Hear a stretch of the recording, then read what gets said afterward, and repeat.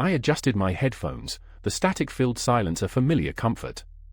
The clock on the wall read 2:47 a.m.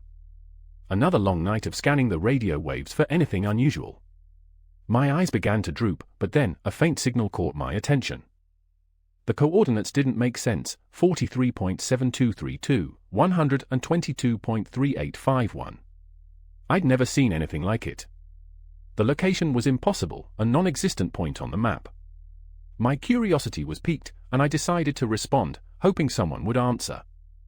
The voice on the other end was distorted, barely audible. But then, it cleared up, and I heard my own voice, screaming. The words were indistinguishable, but the terror was palpable. I felt a chill run down my spine as I realized the unthinkable. This was me, 3 days in the future. I tried to respond, to ask what was happening, but the voice just kept screaming. The sound was haunting, echoing in my mind long after the signal was lost. I was left with more questions than answers. What was happening to me in 3 days? I spent the next few days in a daze, trying to make sense of the signal. I scoured the internet for any information about the coordinates, but there was nothing. It was as if the location didn't exist, and the voice was just a figment of my imagination. But the voice lingered, haunting my every waking moment.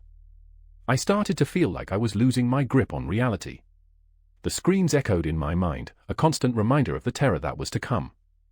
I tried to prepare myself, to do something, anything, to change my fate.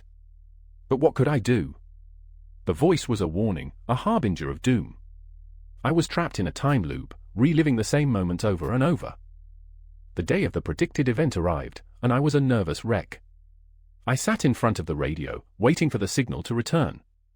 The clock ticked away, each second feeling like an eternity. And then, the voice came back, screaming louder than before. I screamed back, my voice merging with the one from the future. The sound was deafening, a cacophony of terror that consumed me whole.